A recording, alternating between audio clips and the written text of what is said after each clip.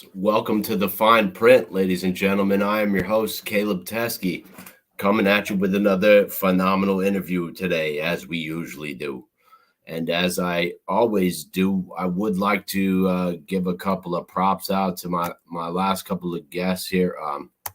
Josh Swider from Infinite Chemical Analysis Labs in California. We had a fantastic talk about synthetic cannabinoids and lab testing. And boom, Carly Bader from Willow Industries. They're doing ozone remediation out in Colorado.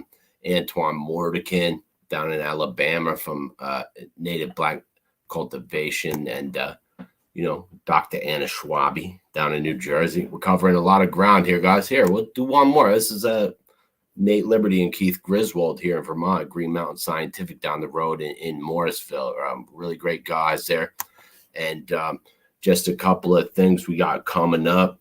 Tomorrow, I'm going to be appearing on the Cole Memo with Cole Preston. He used to do the Chillinois podcast. He's now rebranded to the Cole Memo. I'll be appearing on that show tomorrow at 8:30 p.m. On Halloween. I've got Brad Bracino, who, again, I think is one of the top cannabis journalists in the country. He'll be coming on from 2 to 3 p.m. tomorrow. On November 2nd, on Thursday, I've got Ignacio Esteban, who's a former ATF special agent in Miami who did undercover drug raids and different kind of trafficking busts and stuff like that. That's got to be fascinating, right? Ben, yeah, I'll save the rest for later.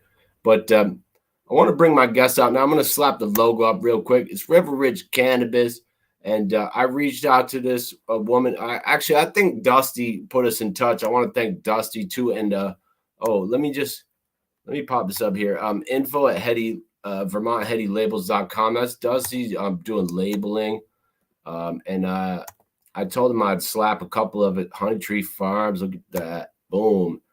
The Green Castle gummies. That shit looks really nice. And Dusty put me in touch with this guest here. And let's wham. Wait. Oh, I'm supposed to do this. There we go. It's Diana Stewart from River Ridge Farm. Diana, thank you so much for being here with me today. Yeah, thanks for having me. This is great. Cool. Before we do anything serious, would you give us a 5-minute life story? Oh, just my whole life story, yeah. You can take 10 if you need. Yeah, take as much time as you need. Yeah, go ahead. Yeah. Well, I guess, I don't know. I was born in New Hampshire, raised in Massachusetts, here, went to UVM. That's how I got up to this area of New England and fell in love with Vermont. After traveling for a little bit after graduation, I came back and was living in the Burlington area. And then I bought a nice little farm out close to Jeffersonville up here. And it's been about 3 years with that farm and just kind of building onto the farm little by little. And just building it into a lot of my dreams. I've had the dream of having a little hobby farm for a long time. So kind of taking some entrepreneurial spins on the farm life. And the newest one has been becoming a cannabis cultivator. I'm a tier 2 and added that in this year. Got my license and here's the first harvest. And I believe you said you grew up on maybe horse farms and stuff like that. I would be curious to hear about some of that. Yeah. So I didn't grow up living on the horse farms, but had a love of horses from a really young age. And so as early as I could, as young as I could, I was trading, mucking stalls, cleaning barns, grooming horses for riding lessons. And just kind of, my first real job with, a real income, a taxed income and all that was in a horse barn. I've worked, I started up a therapeutic riding program and managed a few different barns along the way. So yeah, I don't know. A lot of the skills that I learned doing that definitely translate over into farm life now. What is that, a therapeutic riding program? Could you explain that to us a little bit, Diana? Yeah, so there's different programs. I did the PATH certification, PATH, And therapeutic riding can be used for all sorts of different things. For people, getting over anxiety issues. It can be used for working on muscle toning and more physical things, I guess more emotional things, building confidence, having a connection with horses. Horses are incredible. Their heartbeat is our bodies actually respond to the heartbeat of a horse, and it slows down your heartbeat. So um, even without any mental effort put in, it can really help with certain things like anxiety and just creating a lot of peacefulness. And then, I don't know, the movements really help with either loosening up joints or creating muscle tone. And there was a whole bunch into it, depending on the client's needs. What kind Yeah, of I've seen they've been doing this sometime with people with PTSD or things of yeah, that nature, where yeah, it's very calming for them. I don't really know a lot about that, but I've definitely yeah, seen them working on some stuff like that, and yeah, that yeah. seems super cool. Yeah. The place where I did my training for it partnered with Wounded Warriors. So there's a lot of programming around that too. So yeah, it's really Hmm, cool. It's awesome. excellent. And the reason I was reaching out to folks like you is because I wanted to find out about the flooding. But if you'd like to, I'd like to go through the normal set of questions that I do with all the other businesses here, and just sort of ask you, that standard set of questions. Is that cool? Yeah, totally. Cool. So, like, how did you?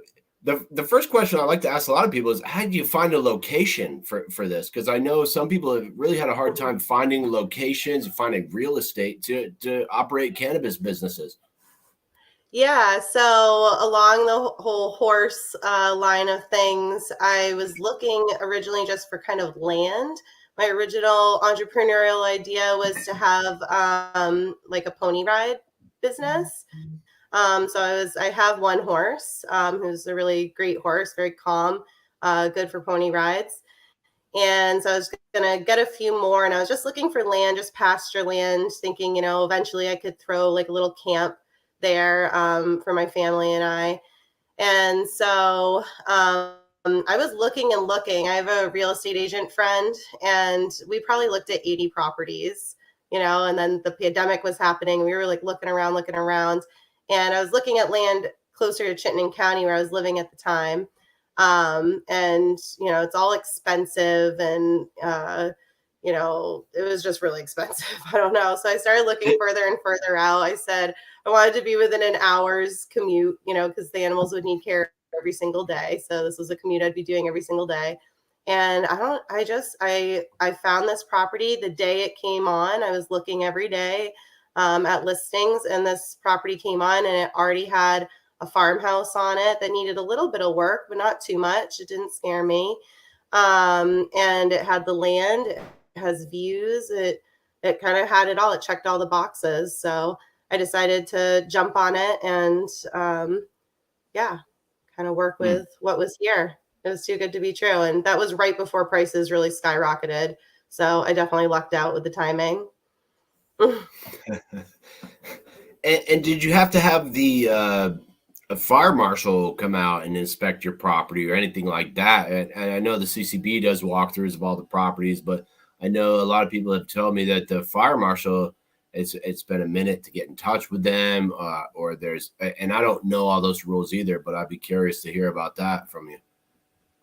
Yeah, there was some stuff about that around licensing. Because I'm not an indoor cultivator, I don't remember it being quite as big of an issue. I mean, the fire marshal, I think he did a drive-by, to be honest, and then sent me the email and, whatever I needed for my certification. So for me personally, it wasn't that big of a deal. Nice. Well, Yeah, that's good to hear. Yeah. yeah, yeah. So you said what, you got a tier 2 outdoor, right? Yeah. Is that correct? Yeah, cool. And did you get any type of the social equity or anything like that? I don't think so. Because I am female owned, I know they put me on some sort of like kind of get her license like going a little bit more prioritized perhaps. But I didn't like apply or check off any boxes for like financial aid just because I do some offerings here at the farm that bring in income. So I kind of funded my licensing and application fees and all of that with the extra income that was coming off the farm already. So Are you growing other stuff on the farm besides cannabis, Diana? just animals, yeah, not any other plants, but or crops or anything. But yeah, I have a little hobby farm. So there were pigs already on the farm when I got the place. So I worked them into the closing agreement actually, and kept two of the former owners' pigs, and then added another one that's a different breed, in as a piglet. And they were being hand raised by this sweet family that sold me the property. And so all three pigs are kind of like dogs. So they're super socialized and everything. I offer pig belly rubs, is what it's called, through Airbnb experiences. And I get locals and tourists, and people just come, and yeah, I get to like learn a little bit about pigs. I also have 2 cows and some chickens. So, and my horse is now on the farm as of about a week and a half ago. So, they learn a little bit about the other farm animals as well, and often get a little tour down to the cow pasture to look at the difference between beef cows and dairy cows, because I got one of each. And yeah, that's what I'm growing. Yeah, that's fun. I'd love to have a cow one day. Yeah, I know. They're sweet. They're sweet. Well, if you ever want to come pet mine, let me know. Okay, I'm gonna tell Tasha that, and we'll be up soon. Do it. Yeah, perfect. I'd like to ask you a little bit, and I feel like you said maybe cultivation stuff isn't your expertise, but I'd love to ask you about how you're growing your flowers. If you're growing them in the ground, if you're growing them in pots, what kind of soil you're using, stuff like that. Oh, wait. Oh, I got a question here too. Oh, it's Paul's patio. How big tier 2 is the canopy? I think that should say how big is the tier 2 canopy. I think that's Yeah. outdoor though. Then I think outdoor is by square footage, if I'm not mistaken. Yeah, you can either do it by Or square footage or sorry, plant count. plant count. Yeah, sorry, I knew what you I meant. fucked that up. Yeah. Either square footage or plant count. I kind of forget, to be honest, the square footage because I didn't go that route. So I went with plant count, and it's up to 312 plants. There you go, Paul. Yeah. Thank you for taking that one, Diana. Sorry for fucking that up. How dare you? It's not by canopy; it's by square footage. Yep. And you said maybe you didn't want to talk about genetics a lot, but I'd be curious to hear what you're growing out there. I saw a couple of handfuls of bouquets of flowers you had there that look kind of nice. Yeah, thanks. Yeah, there's a big theme of just kind of like lucking out this year, just like blind luck for me. And so, yeah, as far as genetics, we got Jack Frost and critical mass. And then I have 2 heirloom Vermont created genetics. One is the shit that killed Elvis, which is local here, Vermont heirloom genetic. And then there's one that a friend of mine created that I'm going to be calling When Pigs Fly. So that's River Ridge select genetic right there, the When Pigs Fly. So I got to name it. Does that have anything to do with the logo that you've created here? Diana Stewart, if you're catching any sort of pig theme here, yeah, I'm pretty obsessed with my pigs. So, yeah. Yeah, I'm supposed to slap this up like every 15 minutes. Diana Stewart, River Ridge Farm. Yeah. Nice. Yeah. Who designed your logo, Diana? I did. Yeah. You did. All right. Well, I came up with I had an image in my head of exactly what I wanted it to look like, and I worked with Krista Frecking. She lives in Massachusetts, but she's a friend of my good friend. Yeah, and she did a great job kind of taking the image, and I mean, what my logo is basically what was in my head. So she did an incredible job doing that. And one thing I'd like to ask you is how the application process went for you. That's something I like to ask to all of the cannabis business owners here in Vermont. If there were any hiccups or if you felt it went super smooth. What are your thoughts on the application process here in Vermont? Well, I think it probably is a pretty smooth process. Me personally, I'm very technologically challenged, or there's some sort of curse on me when it comes to technology. So I always have a lot of issues. I mean, the amount of times like people just checking me out at like checkout counters being like, I'm sorry, I don't know what's going on with my computer today. It's like every day for me. So I did have a few hiccups. I don't think it was anything on the processes. I don't think it was a problem with the process. I think it was more of a user error type situation. So but I made it through. I muddled my way through. So You're the first one to maybe admit that. I don't remember. Yeah, I appreciate that. my dad's a computer software engineer, and I'm like, he took all of that and didn't leave any for me. So. My sisters took all the artistic abilities and just left me with like the math skills. So yeah, I appreciate that. Yeah.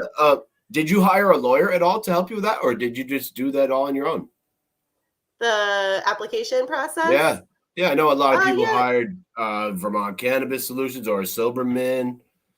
Oh, interesting. Yeah, no, I didn't hire a lawyer. I had a really good friend help me with a lot of it, who, has owned his own business for a long time and all of that. So he definitely helped kind of answer some of the more technical questions and help with it a little bit. Yeah. So that's good. You saved yourself a few $1,000s. Yeah. That was good this year, especially. Yeah. So, let's get into the flooding stuff because the story you told me on the phone was wild, and I'm just gonna sort of let you describe all of that. I don't want to. I don't even have any questions. It was just awesome not in a great way, but to watch that happen. I was driving around Lamoille County, watching the waters come up, and I've never seen anything like that in my life. And I'd love to hear you tell us how that affected you this year. Yeah, totally. I mean, same for me. Never experienced anything like that in my entire life. So when it first started happening, and I don't know, a lot of my friends that are local have said they shared this experience that it kind of took a lot of people by surprise. I mean, here on the farm, I'm right next to the river. The river runs through my property, the Lamoille River here. And so I'm not, flooding isn't new to a lot of the land on my property here. So seasonal flooding happens every single year. Sometimes a fall storm will cause, the water to creep up a little bit. So that was what I was expecting. I think that's what a lot of us local people were expecting.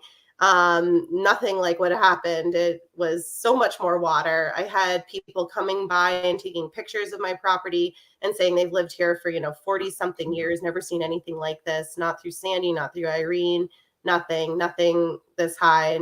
And the numbers came back in that this is, quite record flooding for this area. So as it was happening and the water was rising, I did a big scramble to go collect some things that were down in my field. I still had fence posts that hadn't been installed yet, lawnmower, water pumps that were on a trailer, which I thought was going to be, up high enough for any mild flooding that was going to happen. But then as it became obvious that no, that trailer is gonna, it's gonna get up to over that trailer. A few friends came to help me go gather the stuff. So yeah, two of my really good friends were heroes that day. They were here within a half hour of me sending out the distress text. And they're both over 6 feet tall. And by the end of us being out in the field, they were about up to here, wading through the water. One of them had to swim out. of the field. Yeah. And so I was going around, I was too short. So I was going around in my kayak, toting a little rowboat dinghy behind me to put, my hoses and whatever we could salvage out in the field into this little dinghy. And then I was going to row it back to dry land. And so we're out there, and something that started flooding back to me, pun intended, were all these articles I remember reading around Katrina, where people were saying that, when you're running from floodwaters, you might not consider that, all the animals and critters are also running from it. So poisonous snakes would be coming onto people's roofs, who were on their roof because of the flooding during Katrina and stuff like that. So all of a sudden, this was all coming back to me because it was happening. Every single creepy crawly, every single beetle and spider that was in the field was now floating around on all the things that we were trying to salvage, like all my fence posts and like all the materials that were down there. Oh, we were also tying my water totes for irrigation, like to the trees and stuff so that they wouldn't float away. And the trees were almost brown with just insects.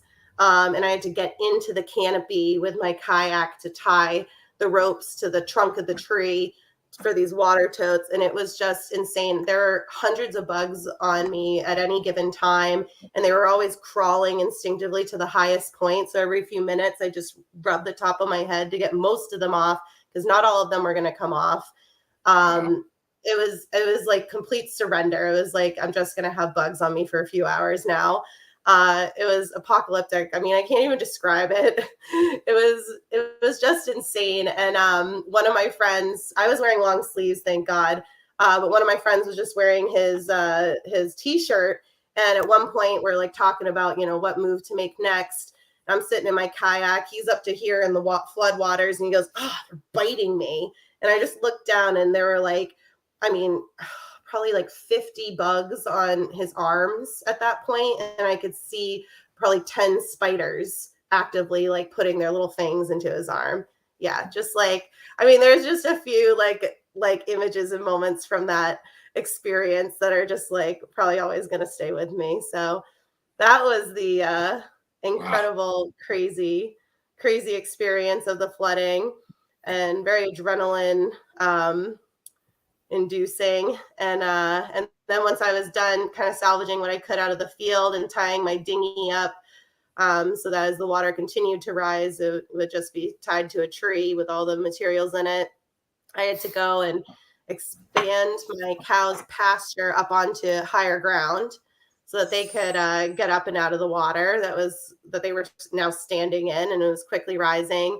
I had a million very sweet, well-intended local people coming by. My property is very visible from the main road.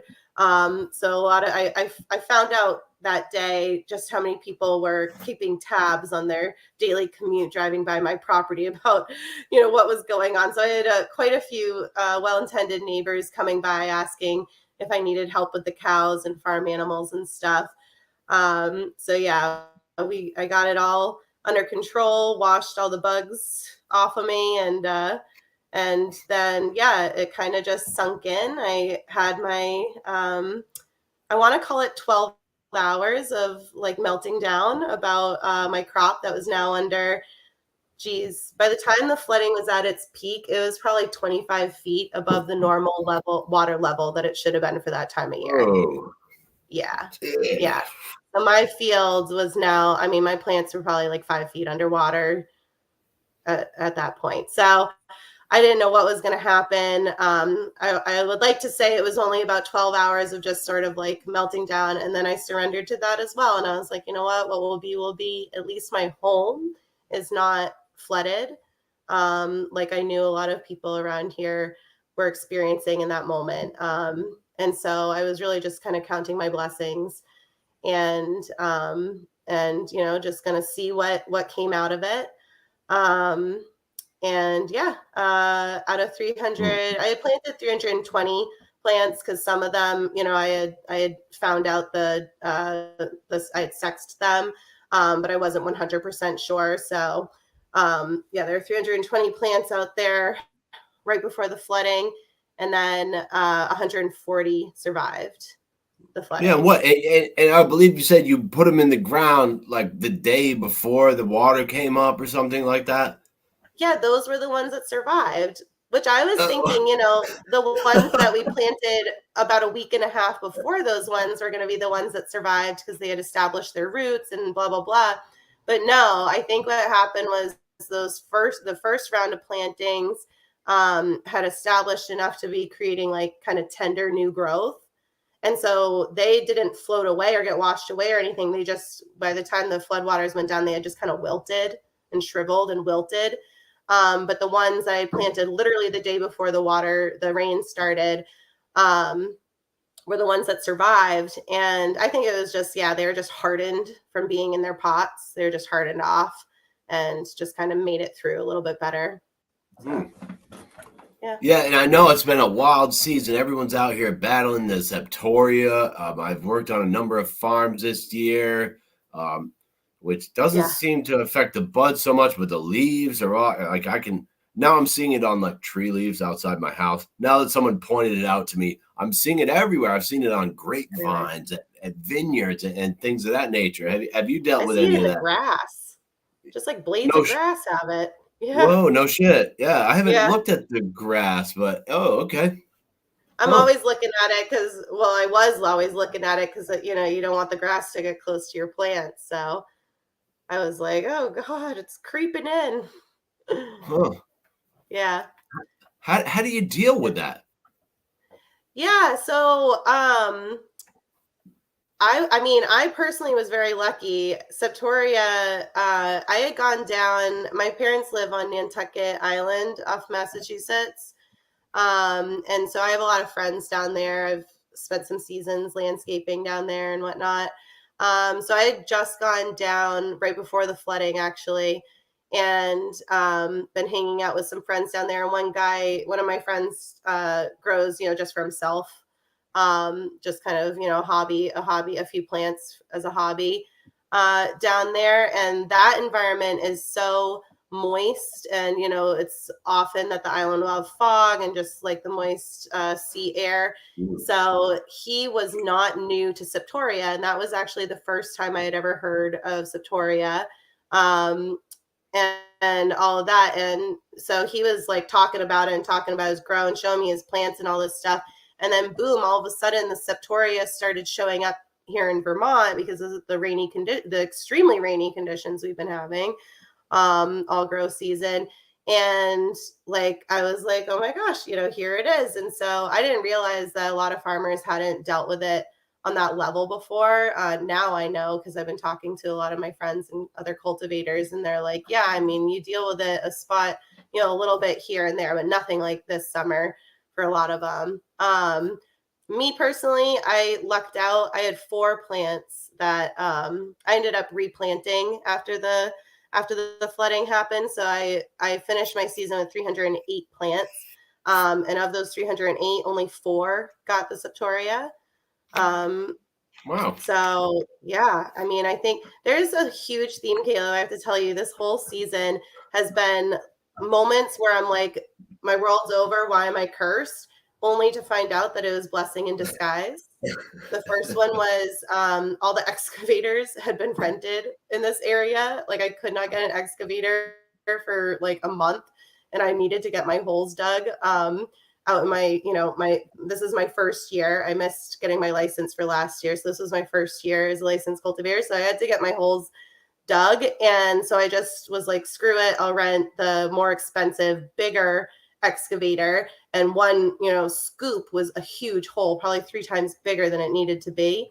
And I was like, well, this sucks. Not only is the excavator cost more, but refilling those holes with the compost and the soil, we do live soil here, right into the ground. So refilling those huge holes was going to be more expensive. I was like, this sucks, but whatever, I'm going to do it, just bite the bullet. And actually, I think that saved me, having, first of all, a virgin field that didn't have, I've heard that Septoria kind of lives in the ground.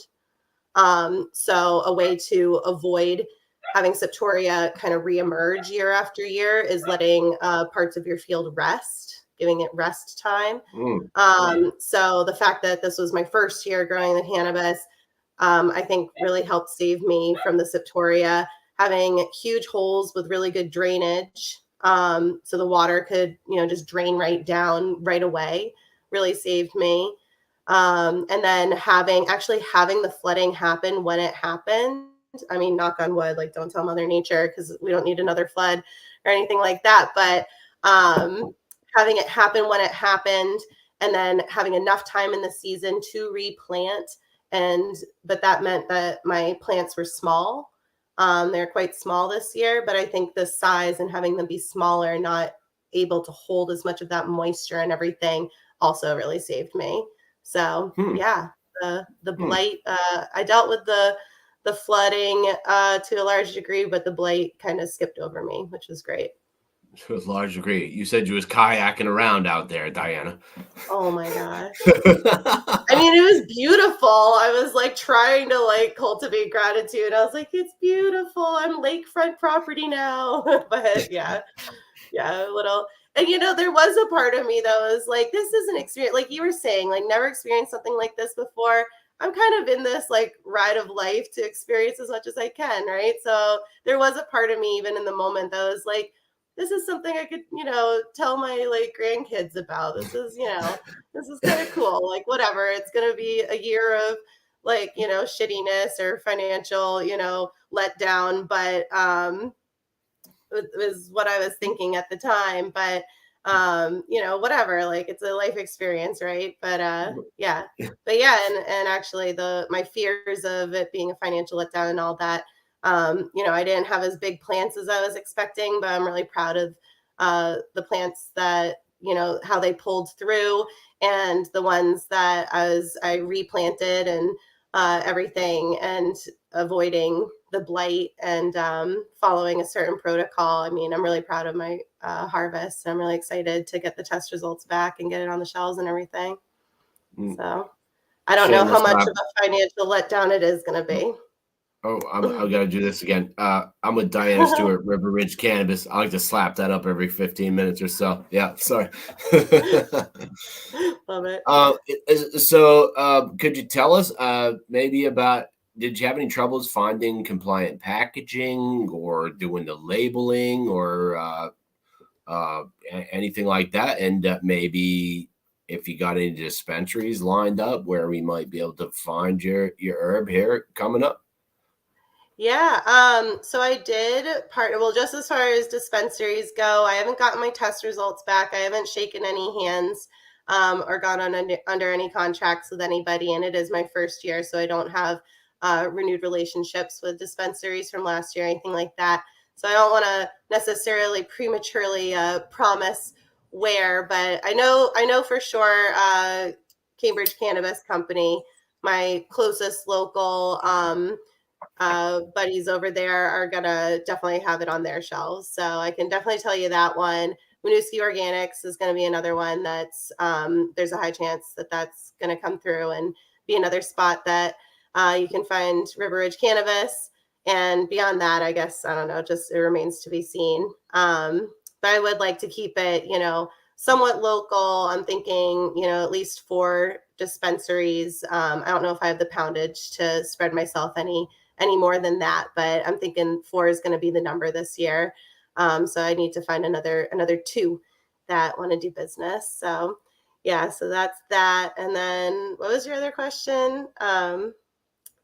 What dispensaries? There's something else. I thought you covered it all. Maybe I'm having a stoner moment too. Yeah. No, it was about the packaging, product registration.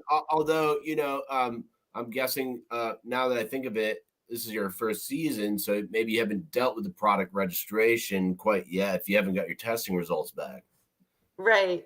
Yeah. And actually, I did, I'm smart enough to know when I don't know enough about something.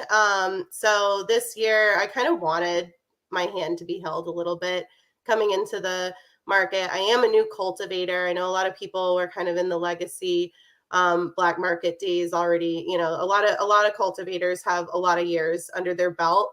I'm a quick study. I do have working on an organic vegetable farm, working with house plants and landscaping plants, landscaping knowledge. So I have some growing experience. I managed 2 greenhouses on an organic farm for 3 seasons, but cannabis in specifically, I wanted to come out with my best foot forward. I want to create a high quality, clean, fire product. So I did hire on Modern Day Cannabis, which is a consulting company here, and they will help you with everything from licensing, planting. They even throw in some labor. It's not just all consulting, whatever your needs are. And then consulting support through, fertilization, scheduling, when to harvest, how to dry, how to cure properly, the whole 9 yards. And they're going to be helping me. So anyway, they've been holding my hand. So a lot of this stuff, I haven't, they've already, been smoothing the road for me, and they're going to continue to do that with product registration and packaging and that whole 9 yards as well. Cool. And in case nobody saw it, we got there's Dusty, info@VermontHeadyLabels.com. They do some really nice labeling work also. I don't know. So Dusty's part of Modern Day Cannabis. So yeah, of course he is. Yeah, Heady Labels is part of the package. Yeah, there it is. And the Honey Tree Farms. Shit looks really nice, and stuff they did with the Moe's joints for the fundraiser and stuff. That looked really nice. Well, I'm really excited to hear how you make out here, Diana. I really don't have a ton of other shit here, but I want to give you an opportunity. And also, you forgot the part about how your generator floated away. I have a note in my. Oh yeah. I had a pile of lumber stacked very neatly and nicely, nice square pieces down there, waiting to be turned into a water tower for an irrigation system.